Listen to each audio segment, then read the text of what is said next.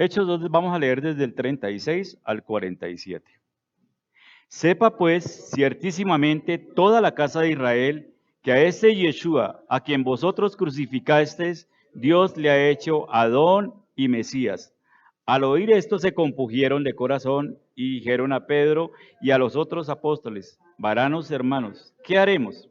Pedro les dijo: arrepentíos y bautícese cada uno de vosotros en el nombre de Yeshua HaMashiach para perdón de los pecados, y recibiréis el don del Espíritu Santo. Porque para vosotros es la promesa, para vuestros hijos y para todos los que están lejos, para cuantos el Adón, nuestro Elohim, llamare. Y con otras muchas palabras testificaba y los exhortaba diciendo: sed salvos de esta perversa generación. Así que los que recibieron su palabra fueron bautizados, y se añadieron aquel día como 3,000 personas. Y perseveraban en la doctrina de los apóstoles, en la comunión unos con otros, en el partimiento del pan, en las oraciones. Sigamos. Y sobrevino temor a toda persona, y muchas maravillas y señales eran hechas por los apóstoles. Todos los que habían creído estaban juntos y tenían en común todas las cosas, y vendían sus propiedades y sus bienes, y los repartían a todos según la necesidad de cada uno. Y perseverando unánimes cada día en el templo, y partiendo el pan en las casas, comían juntos con alegría y sencillez de corazón, alabando a Elohim y teniendo favor con todo el pueblo. Y el Adón añadía cada día a la iglesia los que habían de ser salvos. Amén y amén. Bien, ese texto ya lo hemos leído muchas veces, hermanos, y lo hemos hablado de eso. Ay, tan lindo la iglesia primitiva. Pero, hermanos, nosotros tenemos muchos conceptos que han sido preestablecidos. Por ejemplo, en estos días se está celebrando una fiesta en el mundo que es muy famosa, que la llaman la fiesta de Halloween. Creo que en este fin de semana están algunas personas haciendo esas fiestas. Y muchas concepciones se han hablado de, muchas cosas se han hablado de esa fiesta. Algunos la llaman la fiesta de Halloween, otros la llaman la fiesta de los niños, otros lo llaman la fiesta del Día de las Brujas, ¿verdad? Y cada uno le da la connotación. Patricia, me alegro muchísimo verla, bienvenida. Cada uno le da la connotación de acuerdo al punto de donde la vea, ¿sí? Ay, no, a mí me parece que es una fiesta linda porque es una fiesta para los niños. Y eso es lo que le han enseñado y esa es la idea que ellos propagan a su familia. Y entonces cuando uno mira esa fiesta y dice: oiga, pero es que una fiesta que necesite que la persona sea transformada, que utilice un disfraz, no puede tener una connotación buena, ¿cierto? El hecho de yo ponerme una máscara o de hacerme otro personaje ya tiene una connotación que no es como muy agradable a la palabra. Entonces, así pasa con muchas cosas de la Escritura. Nosotros, por ejemplo, hoy, si usted se encuentra con una persona, don Carlitos, y le pregunta ¿para dónde va? Y entonces le dice: yo voy para mi iglesia. O se levanta y lo ven que se están arreglando, ¿para dónde va? Voy para la iglesia. Entonces dice: la iglesia, ¿qué es la iglesia? La iglesia es un lugar donde se reúne una gente. Pero si se encuentran dos personas y le dicen, dos personas de la misma congregación y le dicen: oiga, ¿sí oyó el sermón del sábado? ¿Sí oyó lo que estaba diciendo el pastor con respecto a esto y esto? Ay, sí, muy bueno, o tal cosa, o yo no entendí. Entonces el término iglesia tiene otra connotación, como un lugar de culto, ¿sí? Donde se enseña una doctrina, o sea, donde se dan unas enseñanzas religiosas, digámoslo así. Y si usted se encuentra con otra persona y le dice: yo creo en el Salvador, yo creo en el Eterno. Y entonces la gente le pregunta: bueno, ¿y usted qué iglesia es? Entonces, la palabra iglesia tiene otra connotación. ¿Qué es en ese momento la connotación? Iglesia es un nombre, es una denominación.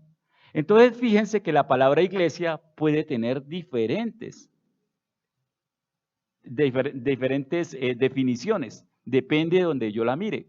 Puede ser el lugar donde yo me reúno, puede ser el culto que yo hago, o puede ser el nombre que tiene la iglesia. No sé si me explico, ¿sí? Pero, ¿qué es iglesia? Iglesia viene de la palabra griega eclesia. Willy, vayan a necesitar un tablerito, perdóname, ¿sí? Viene de la palabra eclesia, eclesia del griego, ¿sí? Entonces, cuando nosotros hablamos de iglesia, es una palabra griega. Y resulta que, ¿qué significa iglesia? Entonces uno empieza a averiguar ¿y qué significa iglesia? ¿Qué creen ustedes que significa iglesia? Un lugar. ¿Qué más significa?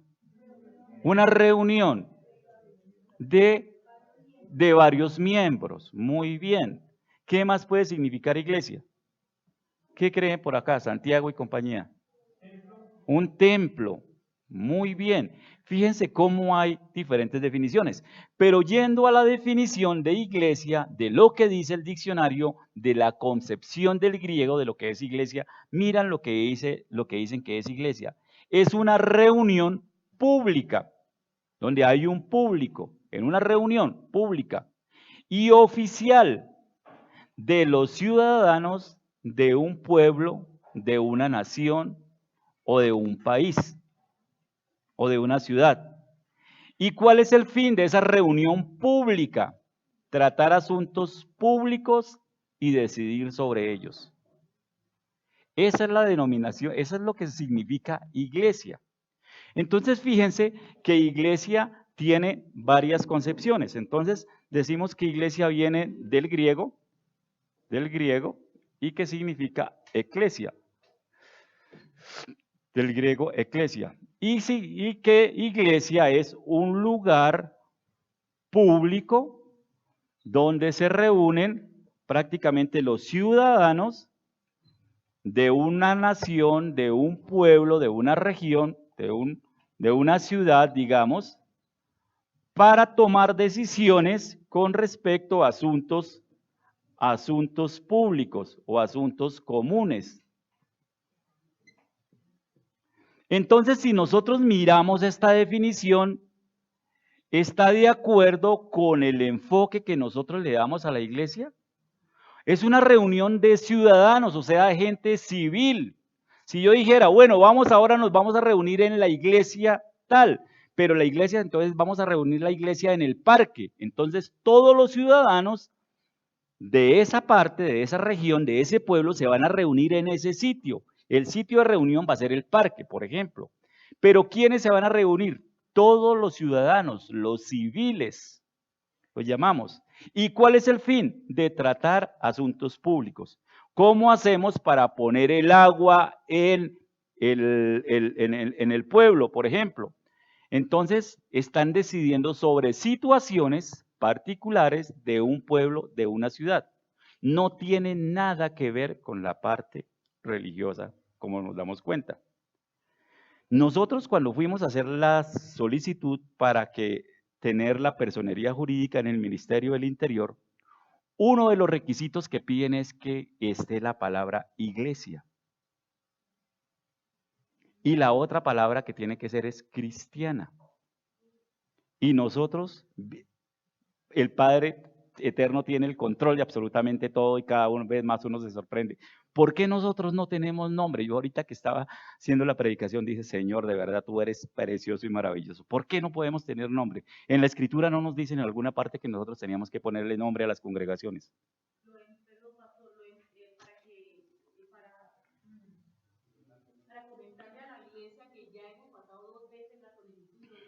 La han negado.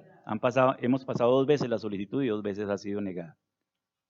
¿Por qué? Por el nombre, y ahorita estudiando toda esta parte nos vamos a dar cuenta de muchas cosas. Entonces ya sabemos que iglesia es un lugar público de ciudadanos para tomar decisiones públicas con respecto a alguna cuestión. Entonces la palabra iglesia, pues no tiene mucha relevancia con lo que nosotros estamos trabajando acá. ¿Qué es iglesia? Resulta que cuando el pueblo judío, digámoslo, en el exilio, fueron llevados cautivos a Babilonia, ¿recuerdan? La casa del sur, que es la casa de Judá, fue llevada cautiva a Babilonia. Y resulta que en Babilonia pues les dieron algunas libertades, a pesar de que ellos estaban cautivos allá, les dieron algunas libertades, ellos se podían movilizar, se podían reunir. Y entonces en ese tiempo ellos dijeron, bueno, ellos tenían la palabra, la Torá en toda su vida y ellos necesitaban un sitio donde reunirse. Recuerden que en Jerusalén ellos se reunían ¿dónde? En el templo, ¿verdad? En el templo de Jerusalén ellos celebraban todas las fiestas, ellos celebraban todas las oraciones, ellos allá era donde se hacían toda la parte religiosa.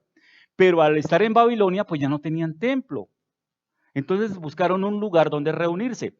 Y ese lugar en Babilonia, entonces ellos dijeron, no podemos ponerle el templo al lugar donde nos vamos a reunir porque solamente existe un templo, que es el templo de Jerusalén. Entonces ellos se reunieron y pusieron el nombre al donde se reunían, Bet Knesset. Entonces el lugar donde ellos se reunían se llama así en hebreo, Bet Knesset. Bet, ¿qué es Knesset? Es Knesset. Knesset. Knesset. Bet Knesset. Y resulta que ese Bet Knesset significa casa. Bet es casa y Knesset significa asamblea o reunión. Entonces Bet Knesset significa casa de reunión. Así se llamaba la iglesia en Babilonia. En Bet Knesset. ¿Para dónde van? Para Bet Knesset. Para la casa de la reunión, para la casa de la asamblea. No tenía ningún nombre la iglesia, ¿verdad? No tenía ningún nombre, se llamaba, ¿dónde vamos? A la casa de sí, en la casa de congregación, en la casa de reunión. Allá es donde nos vamos en la casa de la asamblea, allá es donde nos vamos a reunir. Pero luego resulta que el pueblo judío fue influenciado por el pueblo griego. El pueblo judío que estaba en Babilonia después del regreso fue influenciado por el pueblo griego. Y entonces aparece otra palabra, que entonces dijeron, si ustedes se llaman Bet Knesset, entonces hay una palabra en griego que es más o menos lo que ustedes hacen, que se llamó sinagogue. Y de ahí salió la palabra sinagoga, que es la palabra que usan para nombrar el sitio donde se reúnen las personas a escuchar la palabra y hacer las oraciones diarias. Entonces, como ustedes ven, la iglesia, hay dos términos griegos que significan iglesia, digámoslo así, que significan asamblea. ¿Cuáles son? Entonces ya sabemos que uno es eclesia y la otra es sinagoga, ¿cierto? ¿Qué es iglesia? Bueno, entonces vamos a definir algunas diferencias. Entonces hay dos términos, iglesia y aquí hay otro que se llama sinagoga, digámoslo a ver. Estamos mirando cuál es la verdadera iglesia, cómo nos deberíamos llamar, si iglesia o sinagoga. Iglesia. Entonces la iglesia tiene una connotación pública, ¿cierto? Que es un sitio donde se van a reunir las personas públicamente, una pública, civil, una connotación civil. Mientras que la sinagoga tiene una connotación diferente. ¿Quiénes se reúnen en la sinagoga? Tiene una connotación religiosa. Si yo me voy para la sinagoga, quiere decir que yo voy a hacer algo religioso. Segundo, ¿quiénes se reunían en la iglesia? Los civiles, el pueblo, ¿cierto? ¿Quiénes se reúnen en la sinagoga? Los que quieren rendirle culto al Dios de Israel. ¿Quiénes eran? Los creyentes, los fieles, en este caso eran los judíos, ¿para qué? Para adorar al Elohim de ellos, para adorar al Elohim, al Dios de Israel. Y tercero, ¿cuál era el propósito de que se reunían allá? Para tratar asuntos públicos. Asuntos públicos. Para eso se reunían en la iglesia los griegos. ¿Y cuál es el propósito de la reunión en las sinagogas? Es para hacer las oraciones diarias, para hacer las oraciones y para la enseñanza de la Torá. Enseñanza de la Torá. Entonces, fíjense ahí en esas cositas que estamos aprendiendo que el término iglesia no es lo que nosotros hemos visto durante toda la vida, que tiene una connotación totalmente diferente a lo que nosotros nos han enseñado. Entonces decimos, entonces la palabra que nosotros debemos usar es sinagoga, ya no nos vamos a llamar iglesia sino sinagoga. Vamos a ver qué dice la Escritura al respecto. Bien, miremos un momentico Hechos 37. Hechos 7, perdón. 37 y 38. Si nosotros miramos la Escritura, ahí está la defensa y muerte de Esteban, dice el título. Esteban se estaba defendiendo de las acusaciones de los falsos testigos que habían dicho que lo habían escuchado blasfemar para matarlo. Hechos 7, versículos 37 y 38. ¿Lo tenemos? Dice, este Moisés es el que dijo a los hijos de Israel, profeta os levantará el Señor vuestro Elohim de entre vuestros hermanos como a mí, a él oiréis. Este es aquel Moisés que estuvo en la congregación en el desierto con el ángel que le hablaba en el monte Sinaí y con nuestros padres y que recibió palabras de vida que darnos. Pero si nosotros miramos esta ahí, dice un numerito y ese numerito nos dice que Esteban estaba citando la palabra de Deuteronomio 18. Miremos a Deuteronomio 18 para ver de qué congregación estaba hablando Esteban. Deuteronomio 18:15. En Deuteronomio 18:15 nos aclara más el panorama.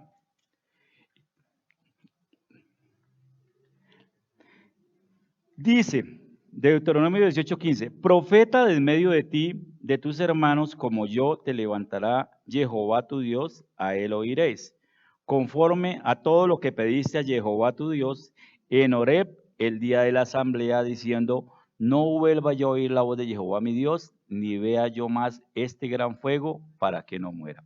Entonces, si nosotros nos fijamos en el versículo 16, habla de una palabra que no habíamos detenido.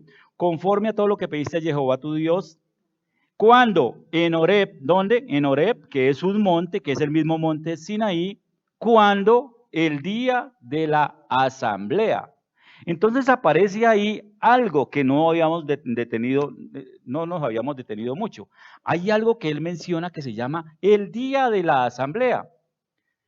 Y es tan importante esta palabra del día de la asamblea que si nosotros vamos a Deuteronomio 9:10, ahí más atrasito, vamos a encontrar que están hablando de ese día. Deuteronomio 9:10.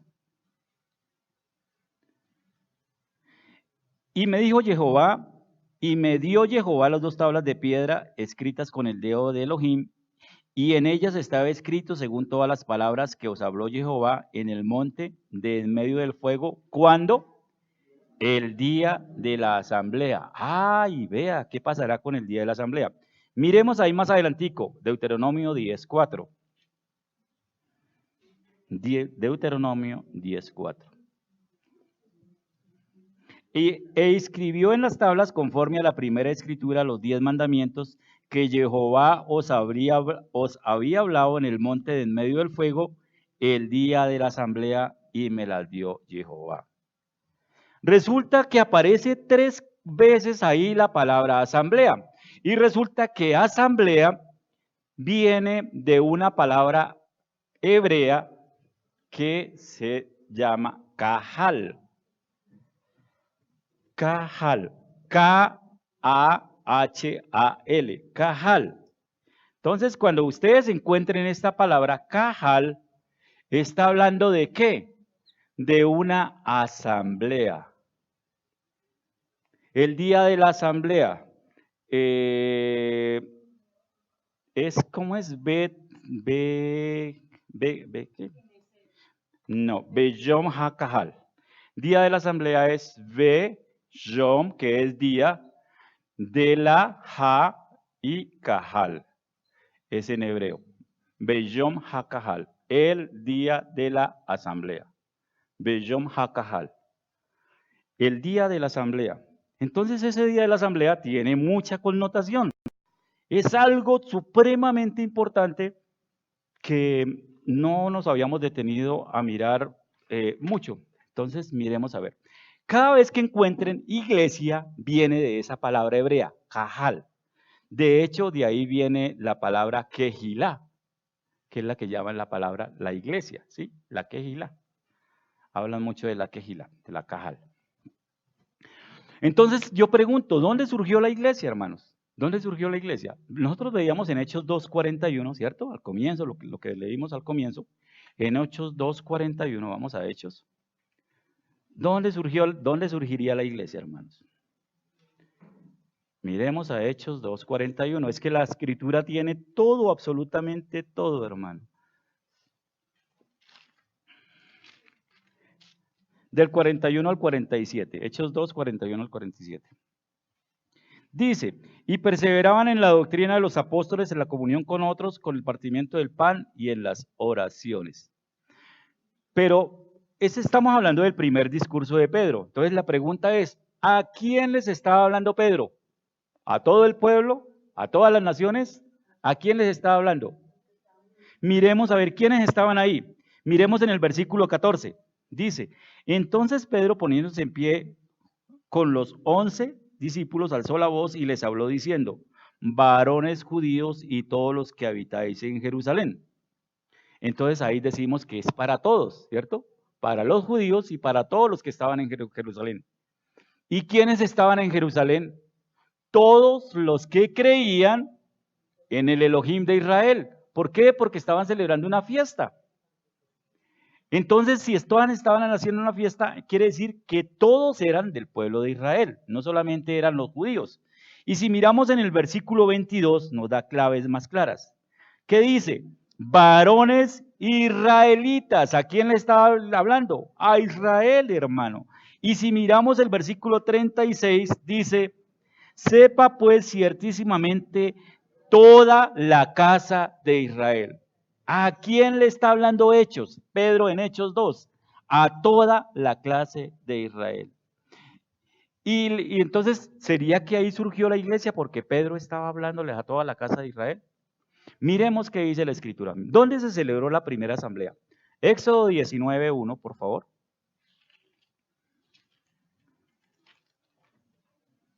Éxodo 19:1. No se van a dormir, hermanos, vamos a dar un paseo, un gusto, un postre, ¿verdad? Precioso, porque cuando uno degusta las bellezas que tiene la Escritura, uno se siente renovado de verdad, tantas bellezas que no habíamos visto. Que eso no lo enseñan así muy fácilmente. Éxodo 19. Leamos desde el capítulo 3, por favor, desde el versículo 3. Y Moisés subió a Dios y Jehová lo llamó desde el monte diciendo, así irás a la casa de Jacob y anunciarás a los hijos de Israel. ¿A quién le estaba hablando? A Israel, a todo Israel. ¿Qué dice el versículo 4? Vosotros visteis lo que hice a los egipcios y cómo os tomé sobre alas de águilas y os he traído a mí. Mira, cuando uno venga tarde, la oración es decirle, Padre eterno, mándame, Señor, unas alas de águila para que me lleven al lugar donde me tienen.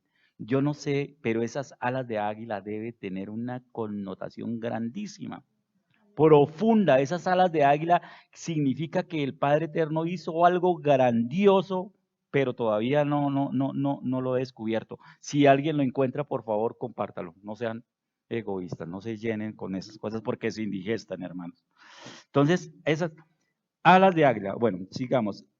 ¿Dónde íbamos? Sí, el versículo 5. Ahora pues, si dieres oído a mi voz y guardares mi pacto, vosotros seréis mi especial tesoro sobre todos los pueblos, porque mía es toda la tierra. Y vosotros me seréis un reino de sacerdotes y gente santa. Estas son las palabras que dirás a los hijos de Israel. Entonces vino Moisés y llamó a los ancianos del pueblo y expuso en presencia de ellos todas estas palabras que Jehová le había mandado. Y todo el pueblo respondió a una y dijeron, todo lo que Jehová ha dicho, haremos. Y Moisés refirió a Jehová las palabras del pueblo. Entonces Jehová dijo a Moisés, he aquí, yo vengo a ti en una nube espesa para que el pueblo oiga mientras yo hablo contigo y también para que te crean para siempre. Y Moisés refirió las palabras del pueblo a Jehová. Y Jehová dijo a Moisés, ve al pueblo y santifícalos hoy y mañana y laven sus vestidos. Y estén preparados para el día tercero, porque el tercer día Jehová descenderá a ojos de todo el pueblo sobre el monte de Sinaí. Y señalarás término al pueblo en derredor, diciendo, guardaos No subáis al monte ni toquéis sus límites, cualquiera que tocar el monte, de seguro morirá. No lo tocará mano, porque será apedreado o asaeteado. Sea animal o sea hombre, no vivirá. Cuando suene largamente la bocina, subirán al monte.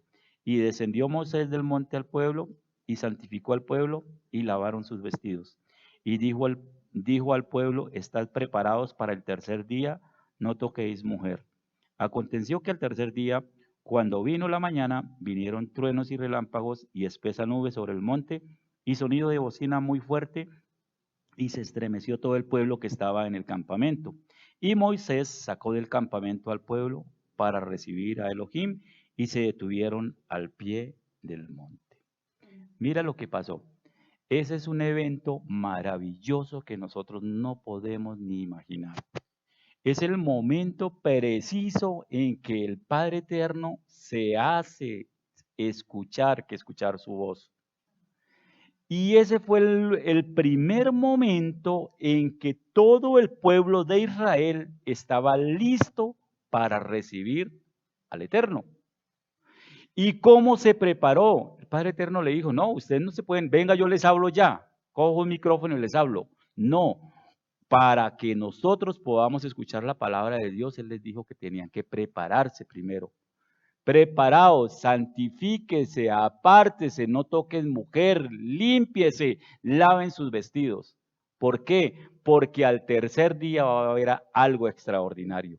Y efectivamente nosotros no podemos concebir, hermano, cómo sería ese momento tan espectacular en que toda el chofar sonando en ese estruendo, los relámpagos, los rayos y todo el pueblo temblando, y estaban dentro del campamento y no querían salir del campamento. Y entonces Moisés les tocó que decirles, venga para acá, señores del pueblo, salgan de allá de sus tiendas, vamos a recibir al Eterno, vamos a la cita que Él nos llamó. Y el pueblo temblando, y salieron así asustados a recibir al Eterno en ese momento. Ese es el primer momento, es la primera asamblea que se reunió en el desierto para escuchar la voz del Padre Celestial.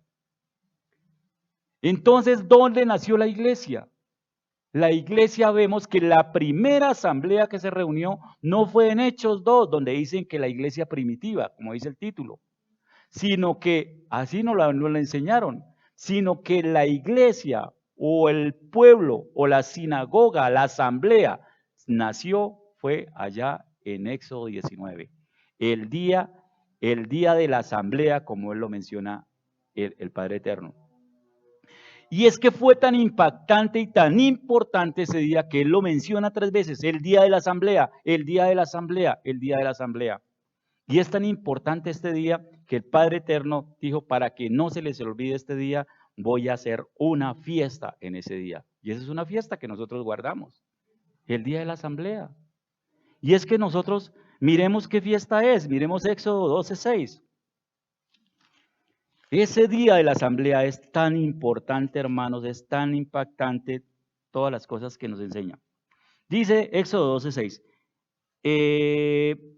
Bueno, está señalando el macho de un año, están seleccionando el macho de un año para el sacrificio, dice que de las ovejas o de las cabras. Y en el 6 dice que lo guardaréis hasta el día 14 de este mes, y lo inmolará toda la congregación del pueblo de Israel entre las 2 tardes. Entonces nos está hablando que en el mes 14, hasta el día 14 de este mes, y lo inmolarás toda la congregación. Pero ¿de qué mes está hablando? Entonces miremos un segundito Éxodo 13:4. 13:4. Dice, vosotros salís hoy en el mes de Abib. Entonces, y en el Éxodo 12:6 estábamos hablando de que es la Pascua, ¿cierto? Entonces, ¿qué día, de qué mes está hablando? Del mes de Abib. ¿Qué fiesta es la que se estamos celebrando? Entonces vamos a ver qué fiesta es. Vamos a ver qué fiesta es. Esto nos sirve. Vamos a ver qué fiesta es. Entonces estamos aquí. La que se celebra en este día, en el Beyom HaKahal, el día de la asamblea. Beyom HaKahal, ¿qué de fiesta es la que se celebra este día? Entonces, decimos que salieron el 14 del mes de Aviv, ¿cierto? Que es una fiesta que se llama Pascua o Pesa. Si nosotros miramos esta fecha, son las fiestas de primavera, ¿cierto? Y primavera más o menos está entre marzo y abril, ¿cierto? Que es cuando nosotros celebramos acá esta fiesta. Entonces, miramos marzo y abril. Digamos que esta fiesta fue el 14 de marzo. Entonces, el 14 de marzo. Marzo, decimos, ¿cuántos días le hacen falta para terminar el marzo 31? Le faltan 17 días, ¿verdad? 17, 14, 31. Dice en Éxodo 19 que la fiesta, en Éxodo 19 dice: y en el mes tercero de la salida de los hijos de Israel de la tierra de Egipto, en el mismo día llegaron al desierto de Sinaí. Entonces vamos a ver. Dice que en el mes tercero. Entonces marzo tenemos el primer mes, que hace falta 17 días.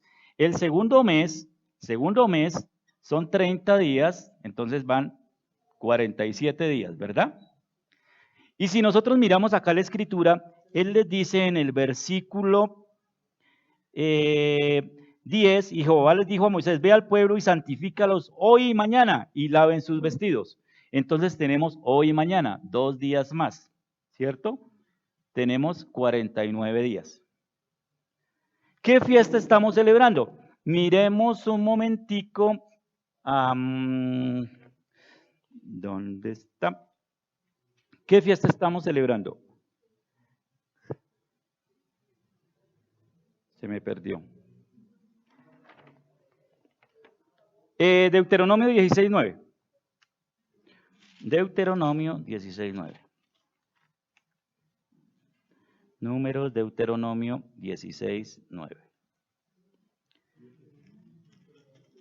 ¿Sí? ¿Qué dice? 6 días, bueno, aquí están. 7 semanas contarás desde que comenzaste a meter la voz en las miseras y comenzaras a levantar 7 semanas. Y harás fiesta solemne de las semanas a Jehová tu Dios. De la abundancia voluntaria de tu mano será lo que dieres, según Jehová tu Dios te hubiere bendecido. Entonces estamos hablando de que son 7 semanas. 49 días equivalen a 7 semanas. Y la fiesta de las semanas, hay una fiesta que se llama fiesta de las semanas. ¿Cómo se llama esa fiesta? La fiesta de las semanas se llama la fiesta de Shavuot, o la fiesta que se llama Pentecostés. 42 días. Resulta que le dijo que al tercer día, o sea, en el día 50, él iba a venir y los iba a santificar, se iba a reunir con el pueblo. Entonces, por eso de aquí sale el nombre de Pentecostés. 50 días. Es tan importante ese día de Beyom HaKahal, el día de la asamblea, que el Padre Eterno decidió crear una fiesta. Ahora, ¿cuál fue el propósito de esa fiesta, de esa asamblea? ¿Por qué fue el propósito de esa asamblea? ¿Ustedes qué creen? ¿Que por qué el Padre Eterno hizo esa asamblea? Ya mi esposa en algún momento hizo una predicación sobre eso. Jeremías 2, del 2 al 4. Jeremías 2, del 2 al 4.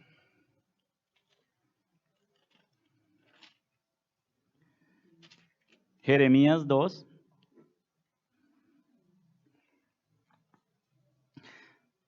al 4 dice: anda y clama a los oídos de Jerusalén diciendo: así dice Jehová, me he acordado de ti, de la fidelidad de tu juventud, del amor de tu desposorio, cuando andabas en pos de mí en el desierto, en tierra no sembrada. ¿Qué nos está diciendo aquí la escritura? Que Jehová le está diciendo al profeta que se ha acordado de aquel día de la asamblea en que Israel andaba tras él en el desierto, y que allí ocurrió algo, que la amaba, que lo amaba en su juventud. Y allí habla de una palabra, que ocurrió un desposorio. Desposorio. ¿Saben qué es desposorio? Miremos Mateo 1:18, para ver si nos aclara un poquito. Un desposorio. Mateo 1:18.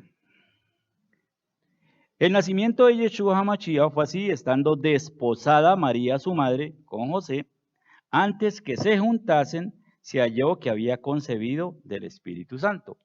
Entonces, fíjense que ahí hay dos elementos. Fíjense, María estaba casada, bueno, supuestamente estaba prometida a José, estando desposada. Hay dos términos. Uno es que estaba desposada con José, y hay otra palabra que es antes que se juntasen.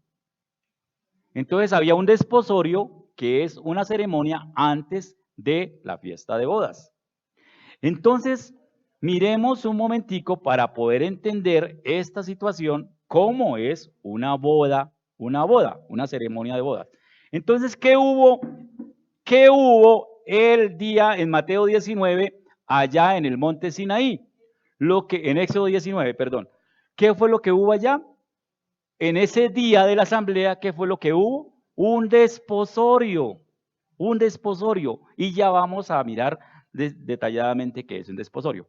Bien, entonces miremos que para conocer de esto mejor, vamos a analizar o a mirar un poquitico, sí, rápidamente, qué es una fiesta, una ceremonia, una boda del pueblo hebreo. Entonces, en el pueblo hebreo, o ustedes, mire, es que nosotros como somos viejitos ya podemos hasta contar lo mismo. Antiguamente las familias, los papás le decían, venga para acá, compadre, que el que vivía por ahí cerquita en la finca. Eso no se van buscando más cosas, déjenme que mi hijo se case con su hija, ¿sí? Y ya quedaban comprometidos. Entonces ya se separaban. Ah, la hija de él, esa la niña pequeñita, va a ser la esposa de mi hijo. Ya la seleccionaban. No mire a su mami así. Si así se hacía, Angelita. Así se hacía. Antiguamente le decían, esa niña es para mi hijo. Y ya ellos acordaban y así iba a ser. ¿Sí? Y después venía y le daban la dote. ¿Cuánto necesitaba darle el padre o el novio para tener a su esposa? Eso es lo que se llamaba la dote. Y después ya venía la ceremonia grande. En el pueblo de Israel no es diferente. Vienen esos tres elementos, solamente que tienen nombres hebreos. Entonces, la primera parte es la separación, que es la selección. Y esa se llama en hebreo Kiddushim. Kiddushim significa la separación. ¿Quiénes la hacen? Usualmente los padres. Entonces el padre le dice, usted se va a casar con mi hijo. Ahorita vemos dónde se ve en la escritura. Eso se llama Kiddushim. Y si nosotros miramos en la escritura un momentico, vemos un ejemplo de Kiddushim. Miremos un momentico Génesis 24, 4. Génesis 24, 4. Ustedes recuerdan la historia de Abraham y de Isaac, ¿recuerdan? Que Abraham tuvo un hijo que se llamaba Isaac. Y resulta, Génesis 24, 4. Él le hizo jurar a uno de sus hijos, leamos desde el 1, era Abraham ya viejo y bien avanzado en años, y Jehová había bendecido a Abraham en todo. Y dijo Abraham a un criado suyo, el más viejo de su casa, que era el que gobernaba en todo lo que tenía, pon ahora tu mano debajo de mi muslo, y te juramentaré por Jehová, Elohim de los cielos y Elohim de la tierra, que no tomarás para mi hijo mujer de las hijas de los cananeos, entre los cuales yo habito, sino que irás a mi tierra y a mi parentela y tomarás mujer para mi hijo Isaac. ¿A quién mandó? Al criado a que fuera a la familia de él a escoger la esposa para su hijo. ¿Qué hubo ahí? Un kiddushim. Hubo ahí una ceremonia para buscar la esposa para Abraham. Y si miramos ahí más adelantico en el versículo 51, el criado ya llegó al sitio donde lo mandó Abraham y dice en el 51, he ahí Rebeca delante de ti, tómala y vete y sea mujer del hijo de tu señor, como lo ha dicho Jehová. Ya acordó el criado, ya le contó toda la historia y el padre de la novia le dijo, ahí está Rebeca, tómala y que sea esposa de ese señor. ¿Qué hicieron? Un kiddushim, la separaron, ya dijeron, sí, yo acepto, se pusieron de acuerdo los dos. ¿Listo? No lo pierdan de ahí. Entonces, Después de eso, entonces lo primero es un kiddushin. Lo segundo es lo que se llama el desposorio. Pero para hacer el desposorio, el novio tenía que pagar una dote, algo que en hebreo se llama la ketubá, ¿cierto? Puede ser con H o sin H. Y eso en hebreo se llama el desposorio, se llama el erusín. Erusín. Entonces hay un desposorio. ¿Qué pasa en el desposorio? El novio tiene que pagar una dote, una ketubá. O sea, tiene que ser, esa ketubá es lo que nosotros llamamos el contrato matrimonial. Ahí está, la ketubá, el erusim, es el contrato matrimonial. Y si nosotros miramos acá en la escritura, en la misma historia que tenemos de Abraham y de Isaac, en el versículo 53 creo que es. Bueno, sí. Entonces cuando le dijeron que sí, ¿qué hizo el criado? Y sacó el criado alhajas de plata y alhajas de oro y vestidos, y dio a Rebeca también, dio cosas preciosas a sus hermanos y a su madre. ¿Qué fue lo que dio? La dote. Dio la ketubá como el pago, digámoslo así feamente, para comprar o para tener la esposa, para llevar la esposa para Isaac. Entonces la ketubá cuesta, y no cuesta poquito, cuesta bastante, porque es una hija más, una esposa más que se lleva para allá, la ketubá. Ahora, en esa ketubá es donde ya no son casados todavía, pero son comprometidos, como dice ahorita. Las parejas actualmente se conocen y van y piden la mano de la novia, ¿cierto? Esa es como la primera parte, la separación. Yo me voy a casar con su hija, entonces yo pido la mano. La segunda, el desposorio. Entonces ya le digo, oiga, usted va a ser mi novia. Entonces le compro un anillo de compromiso. Y entonces ya está diciendo que esa mujer se va a casar con ese hombre. Ya están comprometidos. Ya viene el desposorio, ¿sí? Y en ese desposorio no puede faltar ninguno. Las leyes los castigan a los dos muy fuertemente, pero sobre todo a la mujer. Porque es que en la mujer, cuando hay adulterio, es cuando se nota, queda embarazada. Entonces, cuando una mujer está desposada y queda embarazada, hay castigo. ¿Cuál es el castigo? La lapidación. ¿Recuerdan cuando Yeshua estaba allá y llegaron todos con una mujer que había sido sorprendida en adulterio? Y entonces le dijeron, ¿qué hay que hacer? Tentándolo a ver qué decía él, qué está escrito. No, hay que apedrearla. Bueno, entonces el que no tenga pecado, que lance la primera piedra. Y se fueron. ¿Cuál era la pena? La muerte por lapidación, por piedra, a muerte de piedra. Y si miramos Deuteronomio 22, 23, ahí nos dice más claramente de dónde viene eso. Deuteronomio 22, versículo 23. La mujer recaía toda esa carga tan fuerte porque era donde se notaba más. Si hubiere una muchacha virgen, desposada, o sea, con alguno, y alguno la hallare en la ciudad y se acostare con ella, entonces los sacaréis a ambos a la puerta de la ciudad y los apedrearéis y morirán. La joven porque no dio voces en la ciudad y el hombre porque humilló a la mujer de su prójimo. Así quitarás el mal en medio de ti. Fíjense, estaba desposada, falló de una vez. ¿Cuál era el castigo? La muerte. ¿Y cómo era el castigo? Público. Todo el mundo tenía que apedrearla para que todos aprendieran la lección. Sí, nosotros dice cruel, pero era la forma, porque con las cosas con Dios son serias, hermanos, y no podemos, Él no admite que seamos, que estemos jugando, que seamos sí, que seamos no. Bien, y la tercera parte, ya tenemos el kiddushin, el erusim. La tercera parte que nos hace falta, ¿qué es? Las bodas. ¿Cierto? La fiesta de bodas. Y eso se llama en hebreo nisuim. Nisuim. Con M. Nisuim, la fiesta de bodas.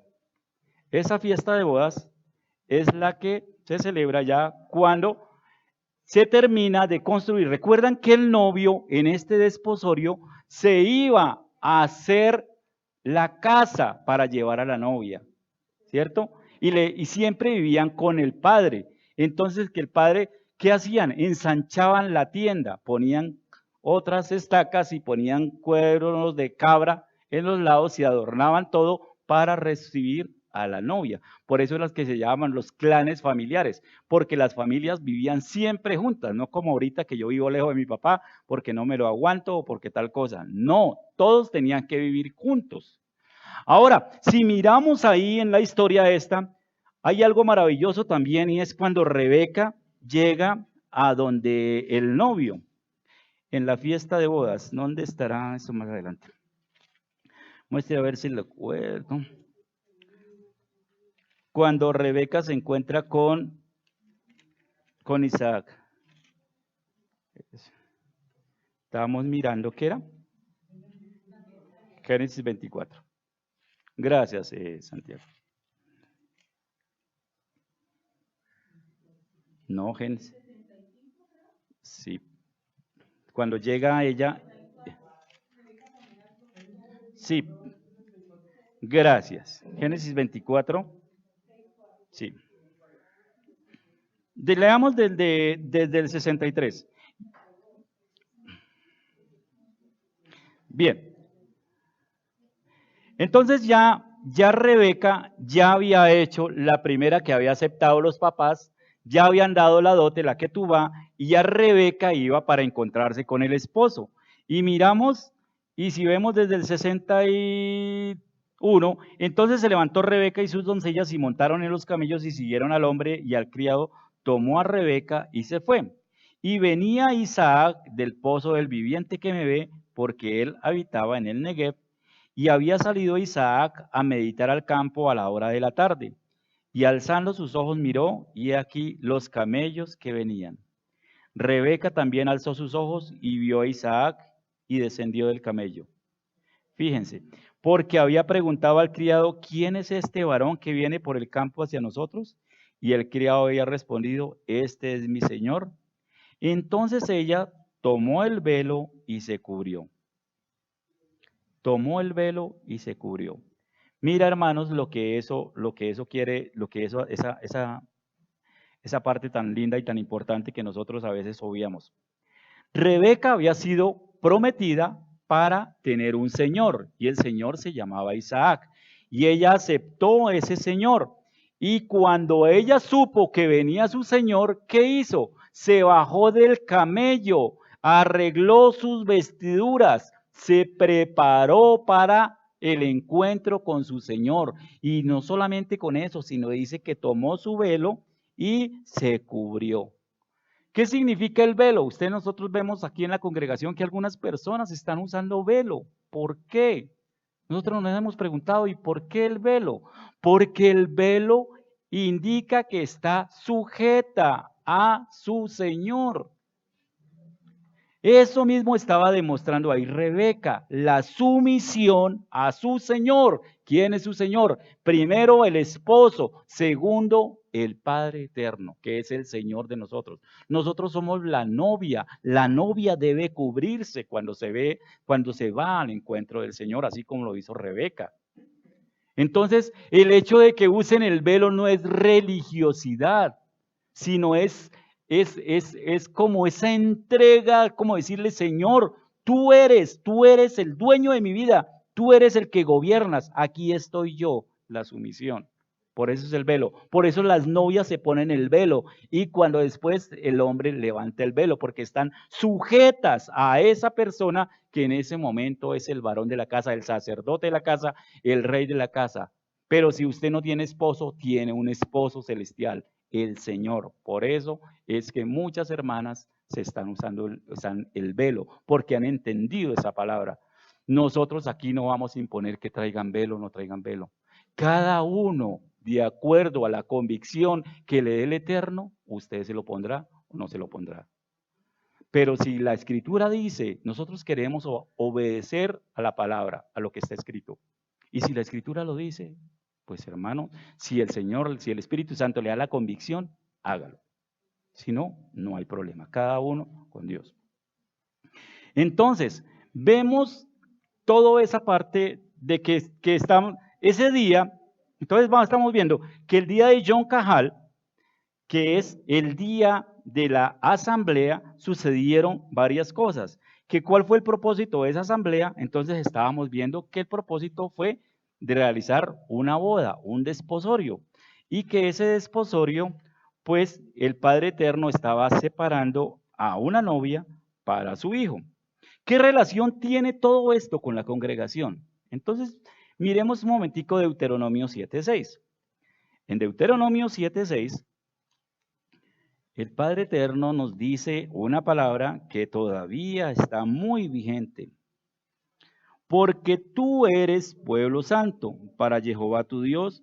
Jehová tu Dios te ha escogido para hacerle un pueblo especial, más que todos los pueblos que están sobre la tierra. ¿Cuál es el propósito que el Padre tiene, que el Padre Eterno hizo en ese día de la congregación? En ese día de Yom Kippur, escogió un pueblo, hizo un kiddushim para su hijo amado. Entonces, si miramos en Éxodo 19, miramos de nuevo que el Señor hizo algo grandioso. Ese día, el Señor reunió a toda la congregación, le dijo que se santificara para su pueblo, que los iba a reunir y que si ellos lo obedecían, iban a ser su pueblo, iban a ser especiales. Y entonces, para escoger novia, tiene que alguien decir que sí. Y el pueblo dijo que sí. Miremos en el versículo 8. Bueno, desde el 7. Entonces vino Moisés y llamó a los ancianos del pueblo y expuso en presencia de ella todas las palabras que Jehová le había mandado. Y todo el pueblo respondió a una y dijeron, todo lo que Jehová ha dicho, haremos. O sea, el pueblo dijo, listo, lo aceptamos. Entonces, ¿qué pasó? El Kedushim, la separación, ocurrió. El pueblo aceptó. Yo voy a ser su rey, yo voy a enviar a alguien para que sea el esposo y ustedes van a ser la esposa. ¿Aceptan? Dijeron, sí, aceptamos. Y lo dijeron 3 veces. Miremos un momentico en Éxodo 24:3. En 24:3 también lo dijeron el pueblo. Y Moisés vino y contó al pueblo todas las palabras de Jehová y todas las leyes, y todo el pueblo respondió a una voz y dijo, haremos todas las palabras que Jehová ha dicho.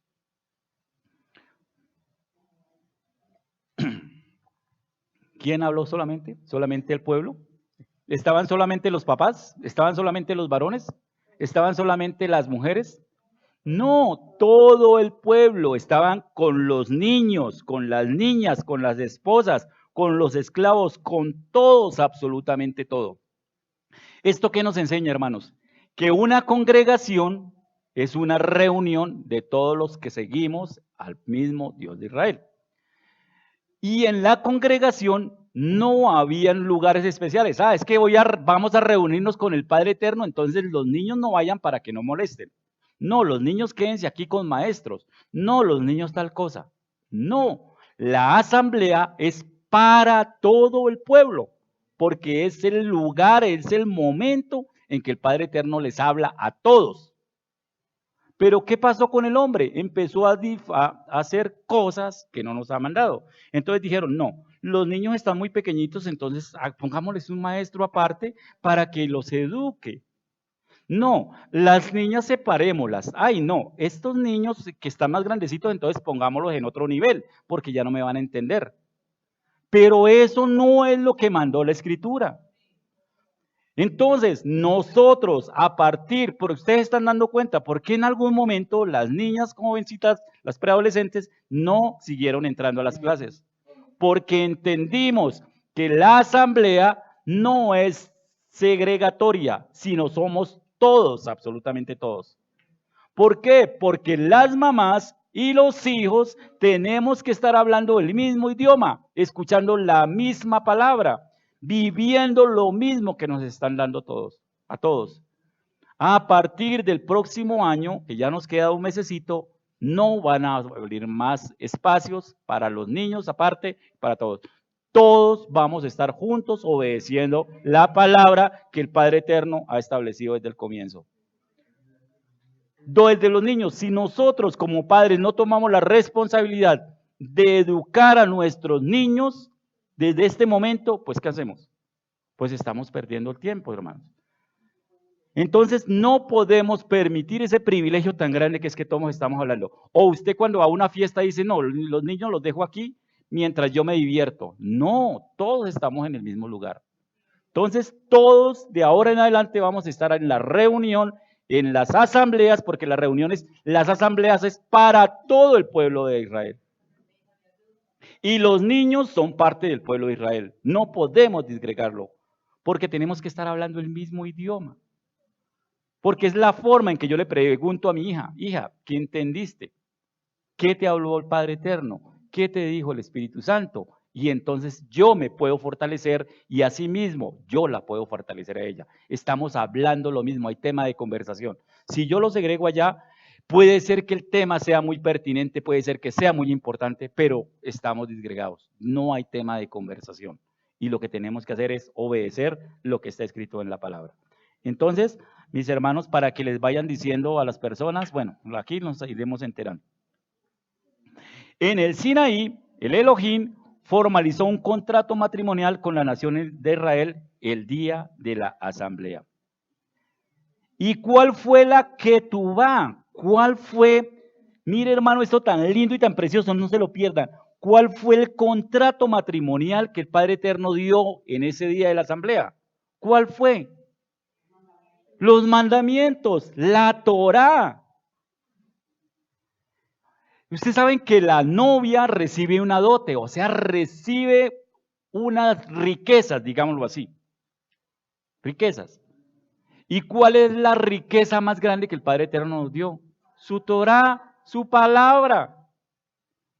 Pero nosotros desafortunadamente nos han enseñado que la Torá es ley y que eso es harto y que eso es imposible de cumplir y que por eso no la seguimos. Y lo que está haciendo el enemigo es hacer que todas esas cosas se usen en contra de nosotros. Y si nosotros no conocemos la Torá, ¿cómo vamos a entrar al reino de los cielos?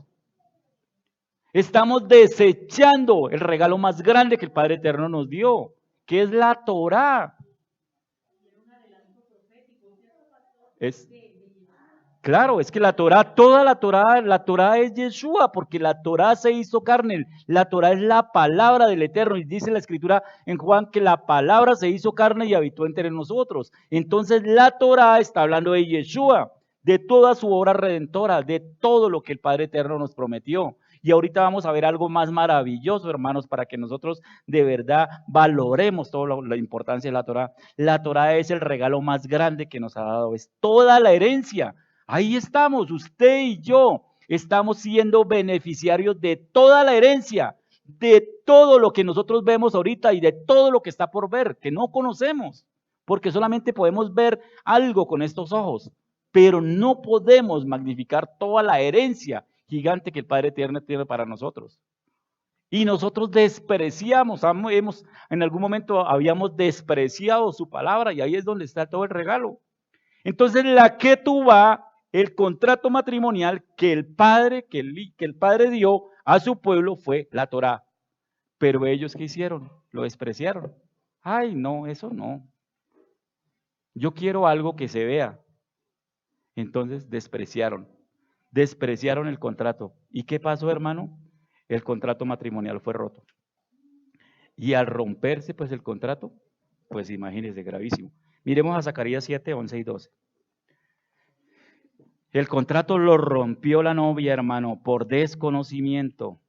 Terrible, terrible. Zacarías 7, 11 y 12. Dice, pero no quisieron escuchar, antes volvieron la espalda y taparon sus oídos para no oír su voz.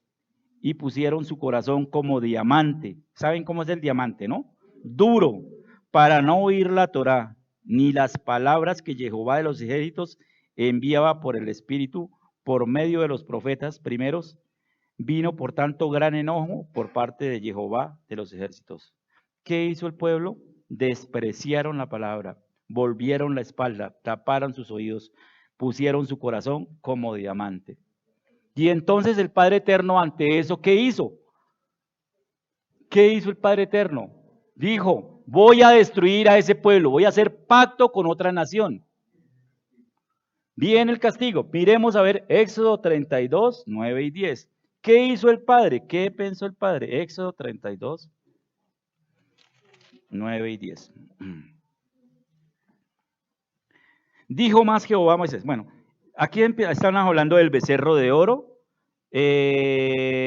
Leamos desde el 7. Entonces Jehová dijo a Moisés, anda, desciende porque tu pueblo que sacaste de la tierra de Egipto se ha corrompido. Fíjese que ya no habla de mi pueblo, sino habla del pueblo de Moisés. Anda, desciende porque tu pueblo, ya no es el pueblo del amor de él, que sacaste de la tierra de Egipto, se ha corrompido. Cuando se corrompe, cuando yo me corrompo, ya no soy parte del pueblo de Dios. Me está diciendo ahí. Pronto se han alejado del camino que yo les mandé. Se han hecho un becerro de fundición y lo han adorado y le han ofrecido sacrificios y han dicho, Israel, estos son tus dioses que te sacaron de la tierra de Egipto. Dijo más Jehová a Moisés, yo he visto a este pueblo que por cierto es pueblo de dura cerviz. Ahora pues, déjame que se encienda mi ira en ellos y los consuma, y de ti yo haré una nación grande. ¿Qué estaba diciendo el Eterno? Los voy a destruir. No merecen que yo sea su Dios. Va a destruir. Entonces tenía la posibilidad de escoger otro pueblo y le dijo a Moisés, voy a escoger otro pueblo y voy a hacer de ti una gran nación y usted va a estar al frente, no se preocupe. Pero Moisés, ¿qué dijo? Moisés intercedió por su pueblo y dijo, no puedes hacer eso, no permitas, no vayas a hacer eso, porque entonces se van a burlar los egipcios y todo el mundo se va a burlar de que usted los sacó de allá de Egipto para destruirlos acá en el desierto. Y el padre dijo, sí, tienes razón, no los voy a destruir, voy a hacer otra obra diferente, voy a renovar el contrato, voy a renovar el pacto con ese mismo pueblo. Jeremías 31, 31. Jeremías 31.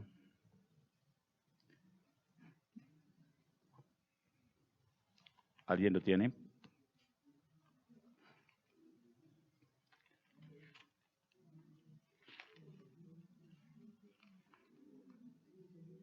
Jeremías 31.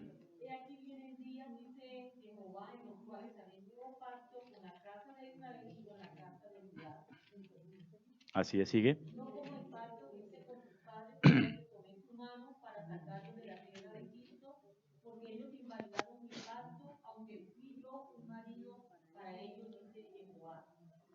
Pero este es el pacto que haré. Sí, sigue. Con la casa de Israel después de aquellos días, dice Jehová, daré mi ley en su mente y la escribiré en su corazón, y yo seré a ellos por Dios y ellos me serán por pueblo.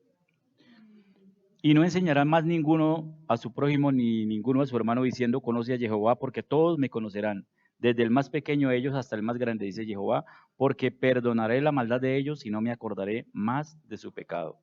Entonces el Padre Eterno, fíjese lo maravilloso que es. ¿Cómo hizo? Él dice, hay dos opciones. Uno era destruir, hacer un pacto con una nueva esposa, o dos, renovar el pacto con su esposa. Y ese pacto con su esposa, con ese pacto, ¿con quién iba a ser? Con la misma esposa, con el mismo pueblo. No nos creamos esa mentira de que Dios, que el Eterno ha desechado a su pueblo. Ahí lo dice muy claro la Escritura. Dice, vienen días, dice Jehová, que haré nuevo pacto. ¿Con quién? Con la casa de Israel y con la casa de Judá. O sea, el pacto sigue vigente y es con el mismo pueblo. No es con la iglesia nueva, con los que se creen ahorita los propietarios de los pactos. No, el pacto sigue.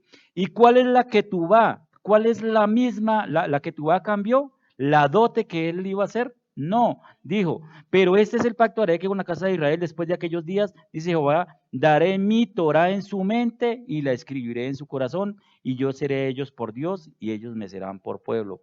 La segunda condición, que era la ketubá, no cambió. La misma dote. ¿Qué fue lo que cambió? ¿O qué fue lo que cambia? Que la Torah ya no iba a estar en un corazón diamante, en un corazón de piedra, sino que iba a estar en un corazón de carne y la iba a escribir en su mente y en su corazón. Cuando yo tengo la Torá en mi mente y en mi corazón, quiere decir que yo estoy viviendo por la palabra. Y entonces yo amo la palabra, entonces yo amo la Torá, entonces yo estoy amando a Yeshua, entonces yo estoy obedeciendo a Dios. Y entonces si yo obedezco a Dios, si yo amo todo, si yo lo obedezco, quiere decir que yo ya soy acepto, que el Espíritu Santo mora en mí. Y si el Espíritu Santo mora en mí, quiere decir que yo soy libre de todo pecado. Ya no tengo quien me acuse, porque estoy bajo las alas del Eterno. Entonces, por eso es que Él renovó ese pacto. No es un pacto nuevo, es un pacto renovado. ¿Por qué renovado? Porque fue con el mismo pueblo y fue con la misma Ketubá, con el mismo contrato matrimonial, con la misma Torá. ¿Qué fue lo que cambió? El sentido, que esa palabra ya no iba a estar afuera en un corazón de piedra y para que el pueblo la desechara, sino que iba a estar dentro de nuestra cabeza y en nuestro corazón. Esos son los términos del contrato nuevo. No es un contrato diferente, hermano. Todos tenían, y en ese contrato todos vamos a tener una relación íntima y no habrá condenación porque todos vamos a estar limpios de pecado, hermanos. En Ezequiel 36, 26 y 27 dice el Padre Eterno que Él nos hace un corazón nuevo. Dice, os daré corazón nuevo y pondré espíritu nuevo dentro de vosotros y quitaré de vuestra carne el corazón de piedra y os daré un corazón de carne y pondré dentro de vosotros mi espíritu y haréis que andéis en mis estatutos y guardéis mis preceptos y los pongáis por obra. Habitaré en la tierra que di a vuestros padres y vosotros me seréis por pueblo y yo seré a vosotros por Elohim. Ezequiel 36, 26. Entonces, ¿en qué cambia? En que nos va a dar un corazón nuevo, o sea, un corazón virgen. Y así en ese corazón virgen va a derramar nuestro espíritu.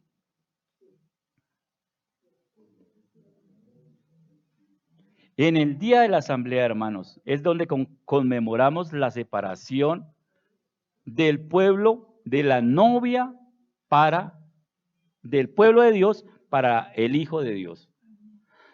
Eso es lo que celebramos ese día, el Yom Kahal, es el Chabot.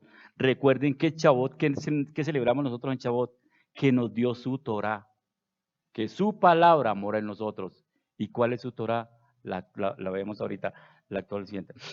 ¿Cuándo nace la iglesia, hermanos? Entonces nace en el primer Chabot. Hubo un primer Chabot, hubo un primer Pentecostés.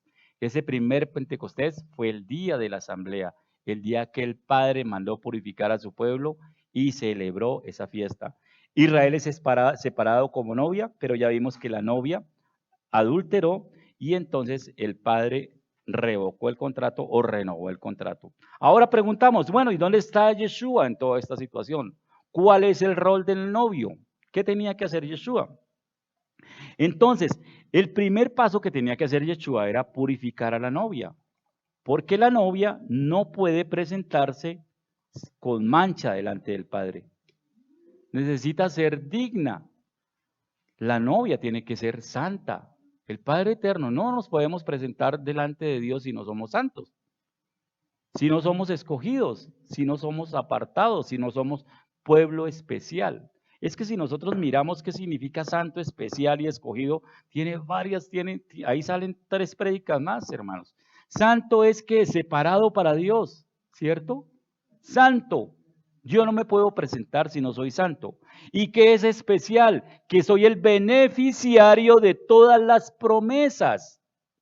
Y que he sido escogido ¿para qué? Para hacer un rol importante, para ser la esposa del Hijo de Dios.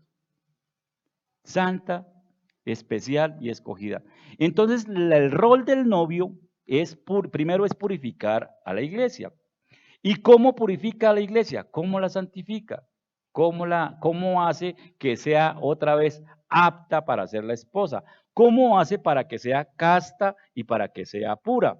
Miremos un momentico Juan 3, 1, 5. Acá es donde vienen todas las cosas más maravillosas. Juan 3, del 1 al 5. Dice, había un hombre de los fariseos que se llamaba Nicodemo, un principal entre los judíos. Juan 3, del 1-5. Entonces están hablando de un hombre que se llamaba Nicodemo y que era muy importante entre los judíos. Este día, o sea, Nicodemo vino a Yeshua de noche y le dijo, Rabí, sabemos que has venido de Elohim como un maestro, porque nadie puede hacer estas señales que tú haces si no está Elohim con él. Respondió Yeshua y le dijo, de cierto te digo, que el que no naciere de nuevo no puede ver el reino de Elohim. Imagínate lo que dice, el que no naciere de nuevo. ¿Cómo hacemos o cómo hace el padre para restaurar la novia? Entonces aquí ya nos da una pauta. ¿Qué tenemos que hacer? Nacer de nuevo. Y uno dice, así como Nicodemo le dijo, ¿cómo puede un hombre nacer siendo viejo? ¿Puede acaso entrar por segunda vez en el vientre de su madre y nacer? Y respondió Yeshua, de cierto os digo, que el que no naciere del agua y del espíritu no puede entrar en el reino de Elohim. Entonces, ¿cómo va a purificar a la novia? ¿Qué tiene que hacer la novia? Nacer de nuevo para que sea casta, para que sea pura, para que sea virgen, para que pueda entrar dentro del reino de Dios. Segunda de Corintios 5:17. Vemos un momentico, segunda de Corintios 5:17. Dice la escritura.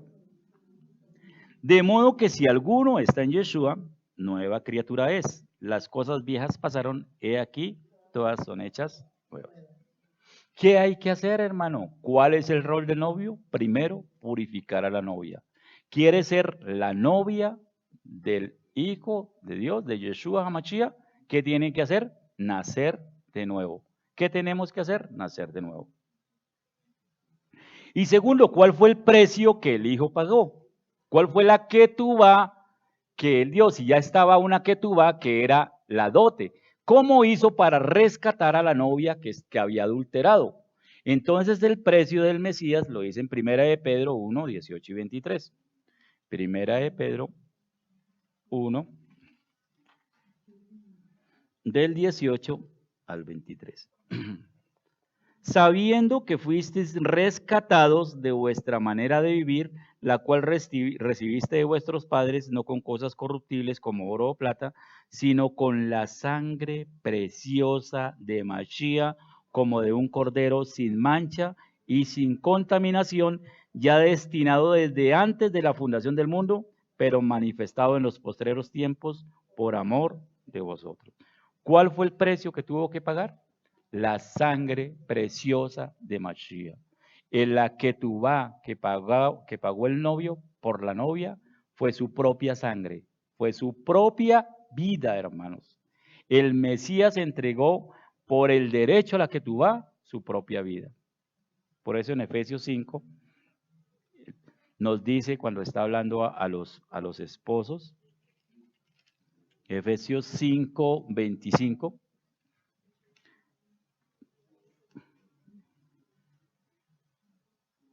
dice, maridos, amad a vuestras mujeres, así como Cristo o como Yeshua, como HaMashiach, amó a la iglesia y se entregó a sí mismo por ella.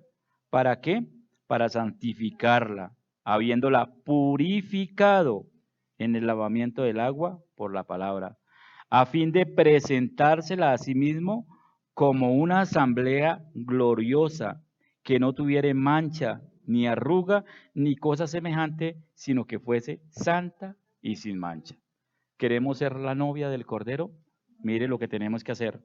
Mancha, sin arruga, sin nada que nos aparte. Tenemos que estarnos purificando, hermanos, lavados con el agua de su palabra. Entonces, hermanos, fíjense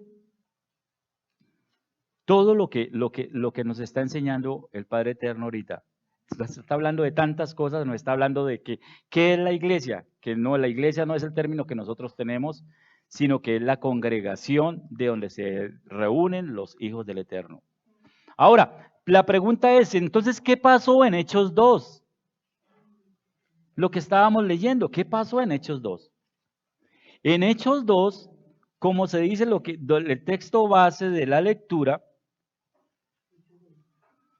donde Pedro le predicó a los judíos, ya vimos que eran los israelitas, ¿y qué les predicó? Les dijo que se arrepintieran y que se bautizaran, o sea, que nacieran de nuevo, pero que ese bautizo tenían que hacerlo bajo una condición, en el nombre de Yeshua HaMashiach. Y ahí es donde hay perdón de pecados. Y cuando ellos se bautizan, o cuando nos bautizamos en el nombre de Yeshua HaMashiach, vamos a recibir el don del Espíritu Santo. Cuando yo me bautizo, ¿qué estoy haciendo? Confesando mi fe y estoy dejando las cosas pasadas y estoy naciendo a una nueva vida. Entonces ya he sido purificado, ya soy apto para ser la novia del Cordero. El precio que Él pagó, que fue su sangre preciosa, eso no lo puedo dejar aparte, hermanos. Entonces, ¿qué fue lo que pasó en Hechos 2? Que el Padre cumpliendo, miren, no se pierdan esto, hermanos, del Padre en Hechos 2, el Padre estaba cumpliendo la promesa que le había hecho a Moisés, que iba a renovar el contrato con su novia. Ya el Mesías ya había hecho la obra, ya él vino, enseñó su Torá y nos dijo cuál era el camino, cuál era la verdad y hacia dónde teníamos que ir. Y murió y resucitó, ya nos había enseñado todo. Entonces, ¿qué es lo que nos está hablando en Hechos 2? De un Shabbat, de una fiesta grande donde el Espíritu vino y confirmó todo lo que estaba escrito, lo que estaba dicho en la palabra, lo que el Padre había dicho por medio de los profetas, que la ley, que la Torá ya no estaría fuera en un corazón de piedra, sino que cuando yo nazco de nuevo en el Mesías, cuando yo me bautizo, ya soy parte de la novia. Yo tengo que, ya la Torá ya está aquí en mi mente y en mi corazón. Entonces yo lo amo a Él. Y entonces ya soy la novia. Ya tengo todas las condiciones para ser la novia. Ahora, ¿qué tengo que controlar? Ese es el comienzo del cumplimiento del pacto renovado. Fue lo que pasó en Hechos 2. El cumplimiento. El inicio del cumplimiento del pacto renovado. Eso fue lo que pasó en Hechos 2. Ese segundo Shabbat es donde la asamblea que cree en el Mesías y que se sumerge en el nombre de Yeshua bajo las aguas, es la asamblea que el Padre Eterno espera que sea su novia. Entonces, yo no sé si me hice entender, hermanos. Pedro le dice a los discípulos que se bauticen en el nombre de Yeshua, ¿cierto? Y que van a recibir, que primero se arrepientan y que se bauticen y que ahí van a recibir el perdón de los pecados y van a recibir el don más grande, el don del Espíritu Santo. Eso es lo que nosotros hemos hecho, que a veces no nos lo habían explicado así como tan fácilmente. Pero viene la otra pregunta, oiga hermano, y pobrecitos los gentiles, ¿ellos se quedaron? No, no se quedaron. Ellos están ahí.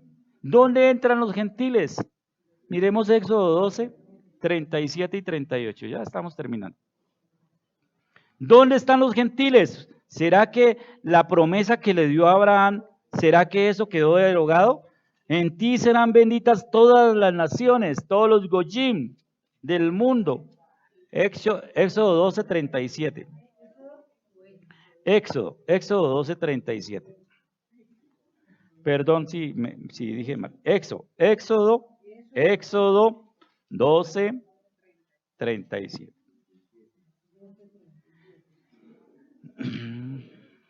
Éxodo 12, 37 y 38.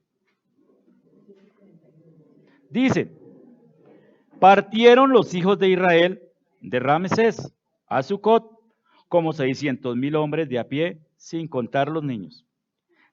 Miren el 38, también subió con ellos grande multitud de toda clase de gentes.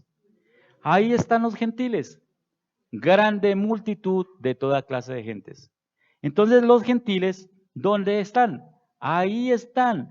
Los gentiles fueron aquellas personas que al ver no sé si al ver la obra que el Eterno hizo en Egipto, recuerden que Egipto pasó por un periodo de abundancia y luego de escasez, gracias, de escasez. En ese momento de escasez, pues toda la gente que estaba alrededor de Egipto, ¿a dónde había pan? Solamente en Egipto. Entonces muchos extranjeros llegaron allá a Egipto en ese tiempo y se quedaron allá. Y al quedarse allá, pues así como el pueblo de Israel, pues se unieron al pueblo de los hebreos y empezaron a crecer. Y se unieron con los hebreos y también creo que fueron esclavizados. Cuando el Padre Eterno sacó al pueblo de Israel de Egipto, ellos subieron, ahí lo dice, que subió grande multitud de toda clase de gentes, de todas las regiones. Y esos gentiles fueron con el pueblo de Israel por todo el desierto y llegaron al monte Sinaí, donde se hizo el día de la asamblea. Y el Señor les dijo, santifíquense, purifíquense. ¿Eso era solamente para los israelitas? No, para todos. Ahí están los gentiles.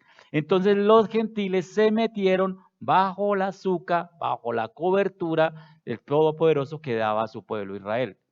Y cuando ellos se sumergieron, entonces ustedes recuerdan que Moisés injertó algunas personas que no eran del pueblo de Israel, de Isaac, de Abraham, de Isaac, de Jacob, los metió.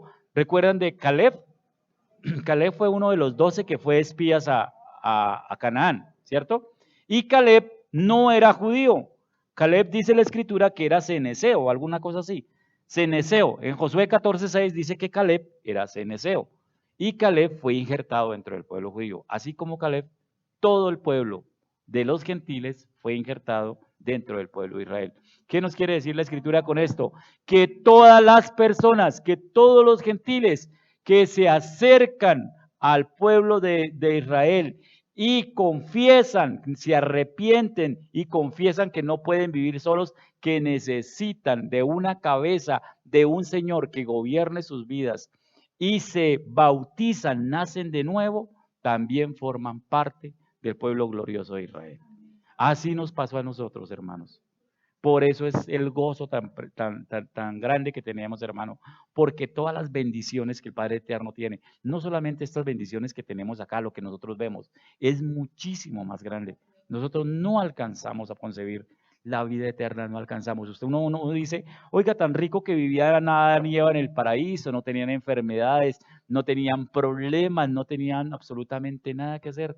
Nosotros vamos a vivir mejor que Abraham y Eva, que Adán y Eva, porque vamos a estar en presencia del Eterno en todo momento y ya no habrá pecado, ya no habrá enfermedad, ya no habrá pena, ya no habrá absolutamente nada, hermano, de todo lo que el diablo ha puesto en este tiempo. Entonces, resumiéndoles, bueno, y entonces la Escritura dice que los gentiles también entran dentro del pacto. Ahora, en Levítico 23 dice que en Chabot hay 2 panes con levadura. ¿Por qué hay 2 panes? Entonces, esos 2 panes representan las 2 casas o los 2 pueblos que subieron al monte Sinaí. El pueblo de Abraham, Isaac y Jacob, o sea, 2 panes. Levítico 23, 17. En Chabot dice que hay 2 panes con levadura. Y esos 2 panes entonces simbolizan las 2 casas. El pueblo de Dios, el pueblo de Israel, y el otro pueblo de los gentiles. ¿Y por qué con levadura? Para indicarles que ellos necesitan regenerarse y purificarse, ¿sí? Solamente cuando nos regeneramos, cuando nos purificamos, es cuando estamos en manos del Eterno. Entonces, la pregunta que tenemos ahora es, ¿cuál es tu tesoro, hermanos? ¿Cuál es tu tesoro?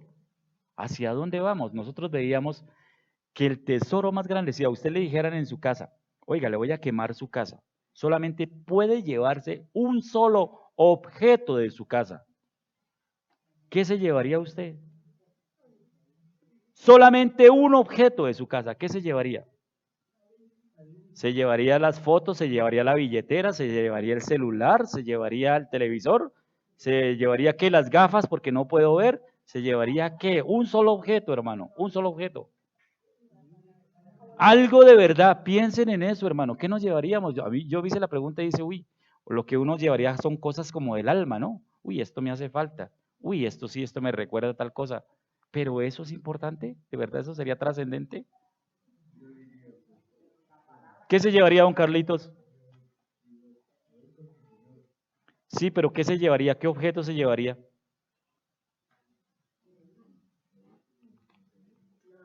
Un objeto que se llevaría. Bueno, algunos han dicho que la escritura, la palabra, está en el mente y en el corazón. ¿Qué se llevarían? Ahí les dejo de tarea. Piénsenlo, piénsenlo. Dona, sí. Bueno, la Biblia, sí. La palabra, bueno. Pensemos, hermano, un buen ejercicio. ¿Qué se llevaría cada uno de ustedes? ¿Qué me llevaría? Le dicen, en su casa, solamente un objeto puedes llevarte. ¿Se llevaría ropa o yo tengo que ir elegante? ¿Sí? Uy, es que esos zapatos yo no los puedo dejar. Se van a destruir en 2, 3 minutos, o en un año, 2 años. Algo que perdure para toda la vida. Bien, entonces, hermanos, resumiéndoles, Israel fue constituida como una asamblea para ser la esposa del Mesías, ¿cierto? Esta asamblea fue constituida ¿dónde? En el monte Sinaí. Pero Israel, sabemos que quebró el pacto, que la esposa fue infiel y quebró el pacto. El Eterno restauró el pacto con el mismo pueblo, con el mismo contrato. Lo único que cambió es que la Torá ya no iba a estar en un corazón de piedra, sino en un corazón de carne. El Mesías restauró la novia. ¿Cómo la restauró? Haciéndola que naciera de nuevo y pagando una dote grandiosa para recobrar a su novia, que fue su sangre y fue su vida. La novia renovada tiene la Torá en su mente y en su corazón. Tiene también la característica que tiene una relación íntima con Yeshua. Y también esa relación íntima le da la oportunidad de ser limpio de todos los pecados y le da toda la libertad. En Hechos 2 vemos que lo que habla ahí la Escritura es el inicio del cumplimiento del pacto renovado. ¿Sí? ¿Y cuál es la función de la asamblea, de la esposa? Entonces, ¿para qué todo esto, hermano? ¿Para qué nos están hablando de esto? ¿Cuál es la función de nosotros como asamblea? Primero, la primera pregunta es, ¿deberíamos llamarnos iglesia? No encaja porque la iglesia es una comunidad civil que va a hacer cosas. ¿Sinagoga nos deberíamos llamar? Aunque tiene una connotación religiosa, pero no está dentro de la escritura. ¿Debemos llamarnos Cajal o Quejilá? Cajal significa asamblea, reunión, congregación. ¿Podría ser? Por eso viene la palabra Quejilá, que significa como es el lugar de asamblea, de reunión. Pero según la escritura, nosotros, el Padre Eterno no nos ha mandado a que nosotros nos pongamos nombres. Entonces, ¿qué? Sí, en Sandrita, está en el mismo dilema. ¿Cómo nos llamamos? ¿Cómo nos llamamos?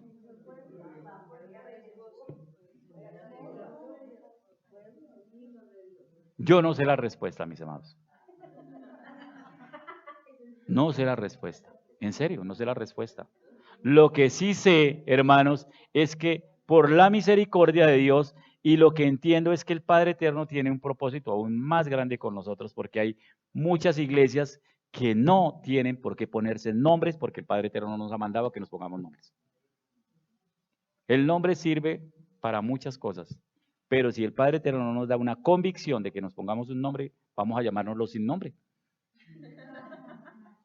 Pero llamémonos asamblea, congregación. No digamos que vamos para la iglesia, vamos para nuestra asamblea, vamos para nuestra congregación. No nos podemos llamar templo. ¿Por qué? Porque solamente hay un templo, templo del Espíritu Santo, y hay otro templo que es físico, que todavía no se ha construido, pero ahí está. Entonces, mis amados, ¿para qué es todo esto? Es para decirle que nosotros como asamblea, como la novia del Cordero, como la novia de Yeshua, tenemos que congregarnos para estar preparándonos en cada momento así como Rebeca, alistando nuestros vestidos, alisándonos, preparándonos para recibir al novio. Ese es lo que nosotros tenemos claro. En todo momento, hermano, no podemos faltar a ninguna de sus fiestas. Las fiestas, recuerde que son los Shabbat. Aunque el enemigo pone trabas por todos los lados. Mira, les voy a contar una infidencia y perdóneme, don Carlitos, que lo ponga de ejemplo. Pero al otro te hay que desenmascararlo. Don Carlitos yo lo llamé el domingo pasado y le dije, don Carlitos, no se pierda la culminación de la fiesta. No se la pierda, por favor. Me dijo, pastor, voy a arreglarme, voy a descansar un ratico y me voy para mi iglesia. Allá estaré, cuente conmigo. Y me extrañó que don Carlitos no hubiese estado. Pues ¿sabe qué, hermanos? El enemigo no se quedó quieto, sabía el propósito que tenía don Carlos.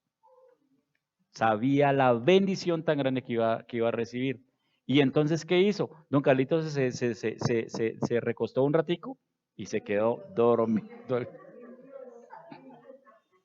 Y él me llamó y me dijo, pastor, perdóneme. Dijo, yo no tengo que perdonar, don Carlitos, el Padre Eterno es el que perdona.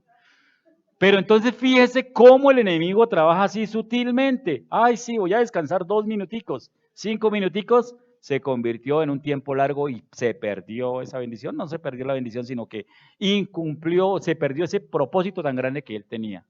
Entonces, hermanos, ya saben cómo trabaja el enemigo. No permitan, no le demos oportunidad. Exactamente, eso es lo que dice. Entonces, mis amados, no es suficiente, yo quería que cantáramos eso, la canción esa, que no es suficiente solamente solo con querer hacer, sino que es necesario morir. Es necesario morir, porque los tesoros son muy grandes, hermano. La pregunta sigue siendo, ¿cuál es tu tesoro? ¿Qué es lo que merece la pena venderlo todo, dejarlo todo por conseguirlo? Eso es tu tesoro. El Padre Eterno nos dice que vosotros seréis mi especial tesoro. Entonces, no cambiemos eso por absolutamente nada. Vosotros seréis mi especial tesoro, lo dice el Padre Eterno. Lo dijo y su palabra es eterna y entonces nosotros tenemos que tomar esa palabra. Somos el tesoro especial de Él. Y como tesoro especial tenemos que brillar. Tenemos que estar limpios, tenemos que estar preparados para cuando el Padre Eterno quiera tomar ese tesoro. Entonces, mis hermanos, ánimo, sigamos adelante, hermanos. El Padre Eterno tiene muchas cosas más lindas y escondidas ahí. Esperemos que en este tiempo sea propicio para que nosotros podamos asumirlas y entenderlas. ¿Cuál es tu tesoro?